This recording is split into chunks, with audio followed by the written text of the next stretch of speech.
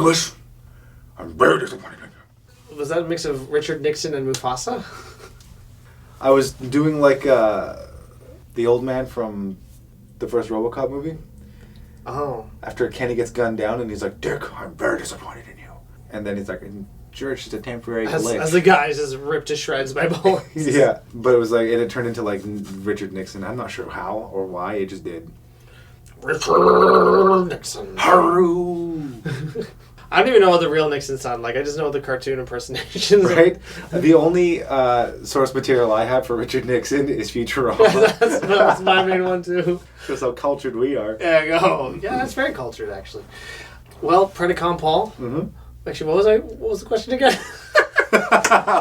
Off to a good start. Well, Decepticon Doug, tell us, tell me, where did we leave off last? Well, Predacon Paul, thanks for asking. I'll tell you where. Decepticon Doug, you're welcome for asking. I appreciate the fact that you thanked me.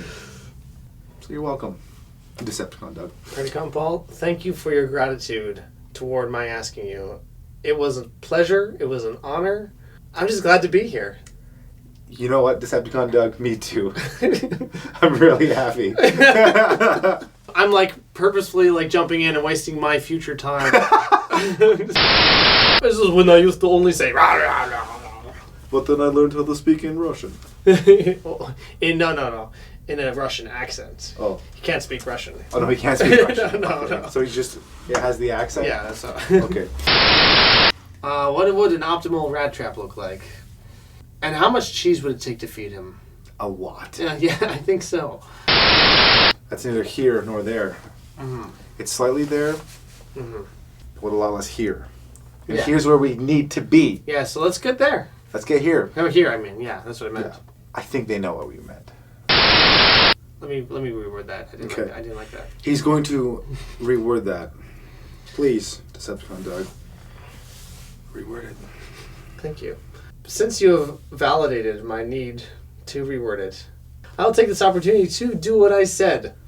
And what did you say? I'm going to reword it now. Oh, okay. Yes, so. Perfect. Considering that they didn't know... Maybe that's a missed opportunity to like have Ravage as a full-time Predacon now, you know? Mm-hmm. He has insider knowledge of like the Ark and the whole mountain and like... Yeah. He's like, I was there, what can I say? It's little me, how is that? This is so cute, look at me, look at him. So Ravage is dead. He's gone. Mm-hmm. We've established this. Yeah. No coming back from those injuries. No. Tarantulas, on the other hand, not a problem. I'll buy that. For $1? Let's not get crazy. Okay. I'll give you a quarter. Okay, fine. 50 cents. 35. 40. A quarter. Deal. How strong are those claws if he was able to crush those wings that were able to take the damage that he was dishing out? Crab claws are very strong. And these are big, gigantic transmetal crab claws. Like, are crab claws like in real life that strong? I'm I'm not talking Pokemon here. It's not a Kingler. Is there... Okay? Or a Krabby. Alright. Krabby's really cute. Crab claw power.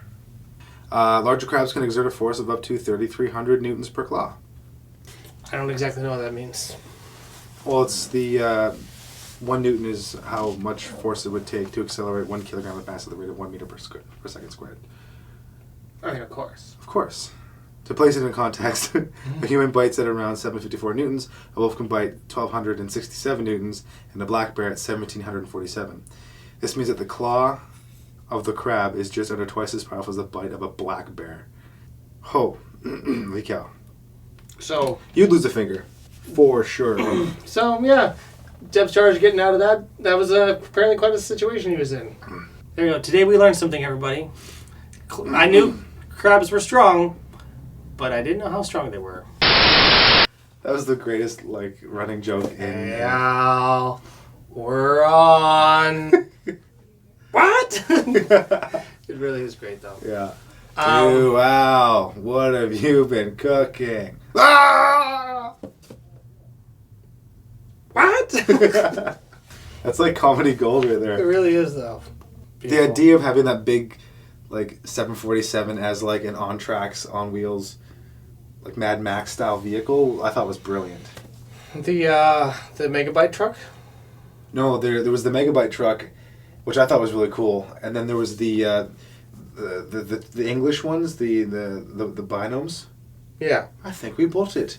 They had like a jumbo jet that was on wheels, like just the front of it. I always thought that should have been a toy, but Yeah. They could have done the whole Bad Bob collection. Bad Bob. You know, this is with the Megabyte truck and was that from a different game? The jumbo jet on the wheels. It was a Mad Max style game, so I would imagine it would have been the same. But the Mad Max was Bad Bob. That was the name of the episode. Oh, Bad Bob. Mad Max, Bad Bob. Yeah. Okay, Yeah. Mm-hmm. I get it. That's awesome. yeah. Jokes that were way over my head when I was a kid. I grew up and I'd watched the Mad Max 1 once, Thunderdome once, but I watched the second one like a million times. It's the best of the bunch. Yeah, it was by The big, far. like, scary dude. Until Fury Road. Have you seen Fury Road? Oh, yeah. That one is like jaw-droppingly good. I love all the practical effects too. Oh my god. I mean, obviously there's like green screen or special effects and CGI, but the fact that they used real vehicles Yeah. and like real explosions and pyrotechnics. Yeah, it's a great mix of CG and practical effects. Yeah. The way it should be done, actually.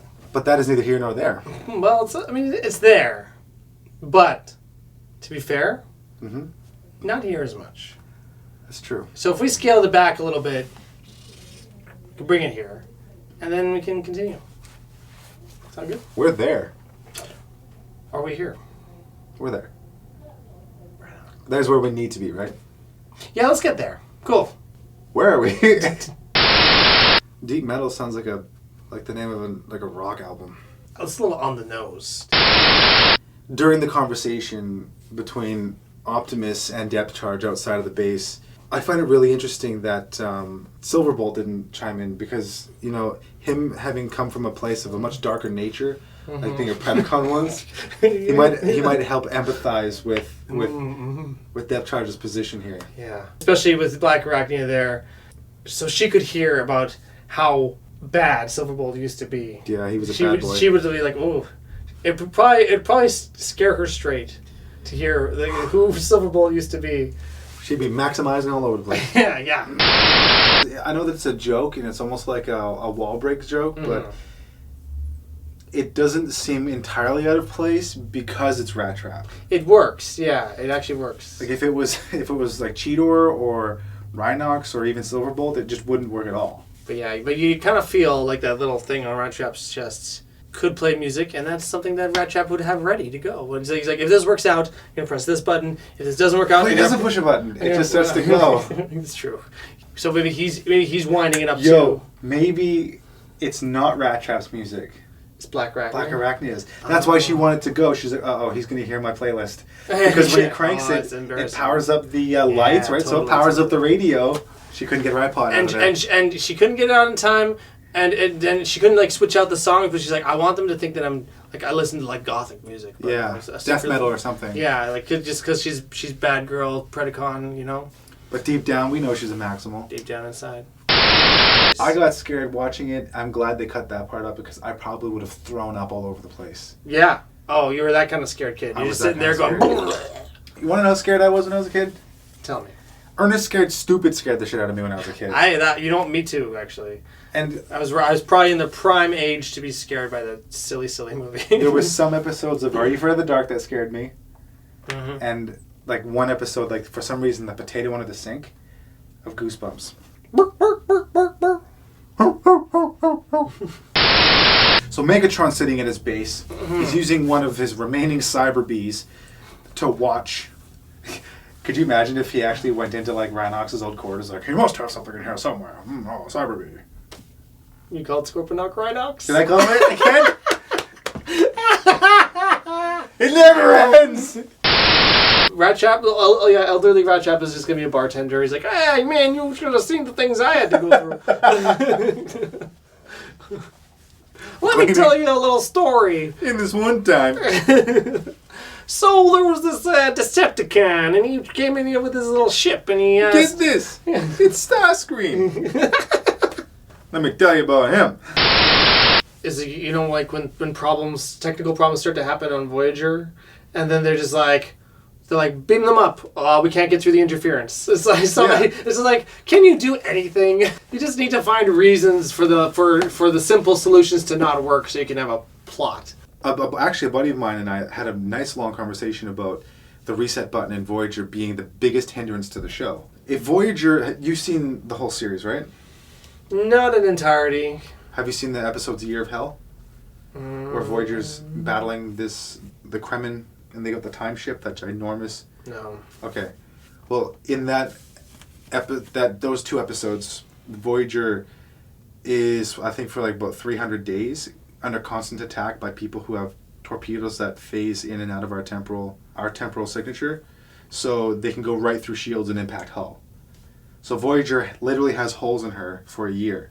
Like nebulas are clouds of hydrogen gas that should be outside a starship, and it's inside the corridors, and they have to wear masks and stuff when they're on certain decks, because she's taking such a pounding. Like the view screen's gone, and there's a hole in the bridge, and there's a force field there. Voyager's done.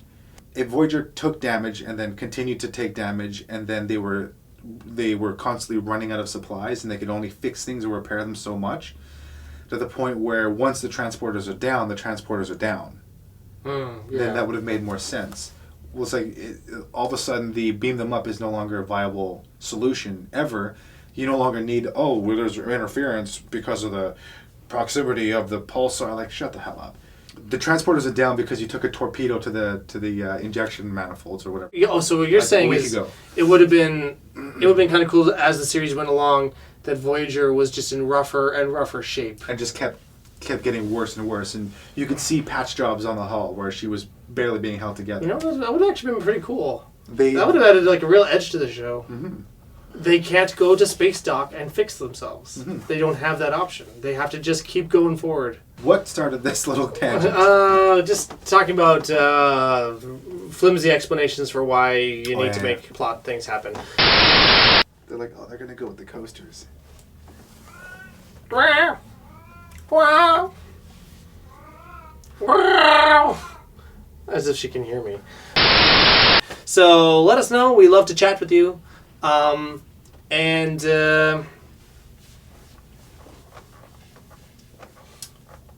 that movie. Hmm?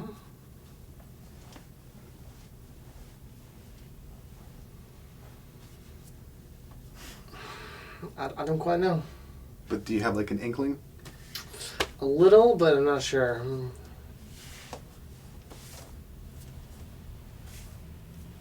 I'm walking on 4 legs. Are we doing Lion King? Hakuna Matata. Hakuna Matata. Okay. I got you now. Okay, cool. And he's like walking on the Oh, block. Yeah, that's true, yeah. Hakuna Matata. Hakuna Matata. It means no worries. Like that's one of those like epic moments in movie history right there. Was the walk, like that's iconic. Mm-hmm. The walk across the bridge. You know, warthogs are not to be trifled with. And they're a lot bigger than Pumbaa, I would say, typically. They're pretty substantial. The warthogs that have mated with the hormone-injected pigs that we eat are like these enormous beasts. Some of them are the size of bears. Good grief. There's a movie called Pig Bomb from like down in the States. Some of the warthogs have gotten out of control, and they pay you to ride around in a helicopter and shoot them. And there's one where there's a bulldozer holding a warthog, and he takes up the whole shovel. We've been messing around with nature a little too much. We've created monsters. Yeah. Dun, dun, dun, dun, dun, dun, dun, dun. Dun, dun, dun. Wow.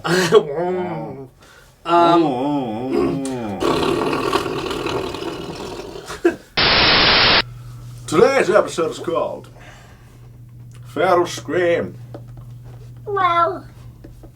As I said, that's the worst feral scream ever. Just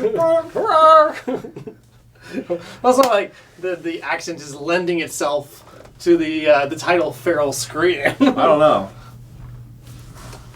Yeah, good point, actually. That's a good point, everybody. Paul doesn't know. So, did you think about that?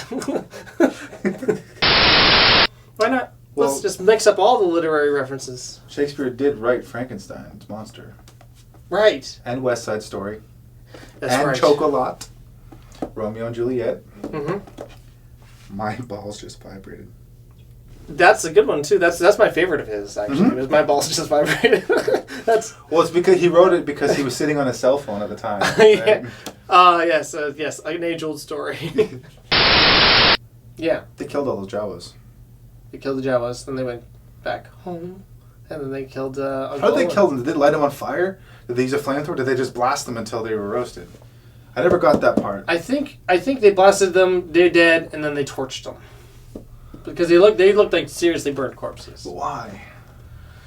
Roasting. Maybe they had marshmallows, and they needed to build a fire. So even they could roast them. stormtroopers got to eat. Probably in their rations they have hot dogs. Yeah, and then marshmallows for dessert. Mm-hmm. And the only way to roast hot dogs and marshmallows, logically, fire.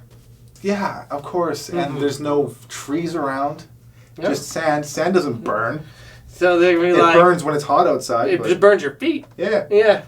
Yeah. Okay. We figured this out. We figured Don't out worry, Star buddy. Wars. The huge plot hole that ruined everybody's opinion of A New Hope. Because, that movie is seriously underappreciated. I think so too. Yeah. It wasn't appreciated in its time, and thank God somebody dusted it off, like found it in an archive someplace, and went, "There's something to this." Really breathing life, a second life into this little film. Because as you can tell by her neck thingy, she still is a Predacon. Yeah, she wears it like a little badge It's a little on her. necklace. And Silver Bull was like, "I'll get you this beautiful Maximal necklace." And she was like, "Screw you, hippie!" Yeah, And then they had angry robosex. yeah, as they so often do. Something I liked a lot was. Please tell me, what did you like a lot? Thanks, Paul. Thank you so much. Decepticon, Doug. Thank you so much, Predacon Paul, for asking. I was just itching to tell you. I could see it. I could see it burning inside of you.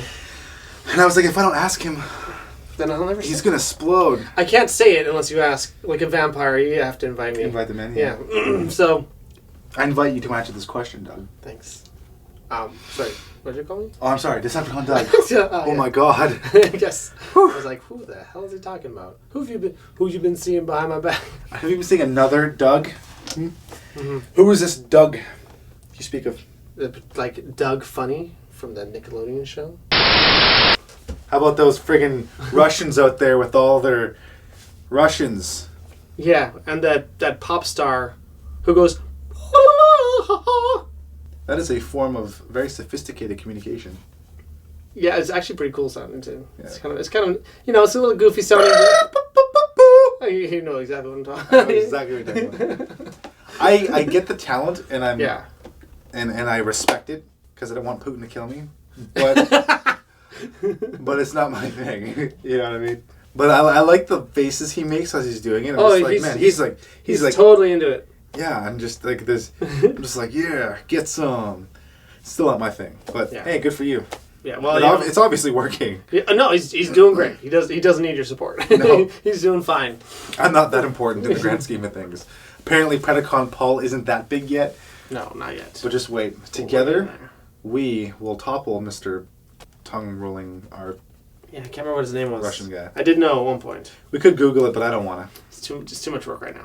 A little too much. I gotta reach over and find my phone. I turned mine off, so yeah. If I had mastered the Force like I was supposed to by this week, and I'm really sorry I didn't do my homework, I would have been able to bring the phone to me, turned it on its journey to my hand, but alas, I did not. Lamer. Because Actually, try this. Okay, cut there. Is this out of frame? should be out of frame. Okay.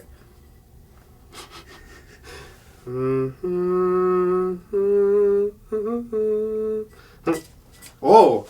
Did you see that? You do have the Force. Yeah. You're just making excuses for yourself. Hello? No, but like, because it's the I know shader. it looks like a lightsaber, but we were talking about phones. So you're like, come on, man. Work with me here. Hello? It's kind of nice, isn't it? Nice, like, baton kind of thing. You could just, just give someone a good crack on the head with that thing. Yeah. You could be like, so tell me, how did you like that episode? And they're like, oh, we loved it. Crack. How did you like the episode again? Ow. That's what I thought. Do you remember when Hobgoblin took on Green Goblin? Oh, yeah. That was hilarious. Yeah. He got punked hardcore by Green Goblin. He was like, you're not the real Goblin. Crushed his hands. He's like, ugh. Actually, that was voiced by a good friend, Mark Hamill. Yes, that's right. Hobgoblin was Mark Hamill. Yeah. But when I say good friend, I mean like he doesn't know we're friends. Yeah, no. If he knew how much of a friend you considered him, he'd definitely be like my BFF. Sorry, no, I understand that I couldn't. Like we've been buddies since I was pretty much born. Yeah. So. Yeah, it's actually a very similar voice to his Joker voice, but with like a little more restrained. Yeah, a little more sophisticated. The same voice with the crazy dial turned several notches down. They just, when you got two dials and one's to like 10 and the other one is like an arbitrary number, they just remove this dial and then put this one down to 1. Eddie Brock was Hank Azaria. Who's that? Half the voices of The Simpsons. Oh. Yeah. And also... My apartment? And the Blue Raja from Mystery Men. Yeah. Mystery Men. Did you ever see Mystery Men? Yeah. I remember, like, my favorite character was Ben Stiller because his only power was he gets really angry. And he rages out. And I remember specifically this one scene when he's trying to, like, pick the badging off the hood of his car. And he's like, but he can't. And they're just like, he's so fixated on the freaking... Honestly, like, that movie is criminally underrated. Oh, man. And it put Smash Mouth on the friggin' map. You know, a lot of people associate All-Star with Shrek. But it was in Mystery Men like 2 years earlier. Oh, yeah. Yeah, in fact, Mystery Men is in the music video of All-Star. Mm-hmm. So, take that, Shrek. Yeah, Shrek. Although Shrek is a good movie, but it's not underrated. No, Shrek is just a fantastic... Shrek is as rated as it should be. Yeah. You know what I think of when I see Rhinox, like, piloting that little drone inside of her? I think of the movie Hackers. You know when they're hacking, there's like equations and stuff zipping by like it's the Death Star trench run, and they're like, oh, there it is. And they tap on it, and they're like, type this, type that. And it's like a virus is like a thing that just appears on screen. It's like, I have to like, defeat it. You know, it's... I love like the 90s conception of like what computers were. the VR suite and everything, like, you know, like... Love it. So I think of that, because it's just like... Do they really look like that inside? This is like thing hanging there with a ship flying around. Yeah, it's like they had a concept for like the Death Star trench run, or no, the Death Star 2 run, and they're like, okay, we gotta take it out, and then as it like falls, they like fly out of there, and they're like, afterburner. Shh. I got very used to Terrorize. Me too. Mm-hmm. Can you just say Terrorize from now on, Black Rat Game? For me, mm-hmm. I know you identify now as a Maximal, but it makes me uncomfortable. Mm-hmm. And you should pander to my needs. Because I'm white. Hats off to Mr. Carlson there, sir. Trenton Carlson? If that is his real name. Mm-hmm. The director of Crossing the Rubicon? Yes. He directed this episode.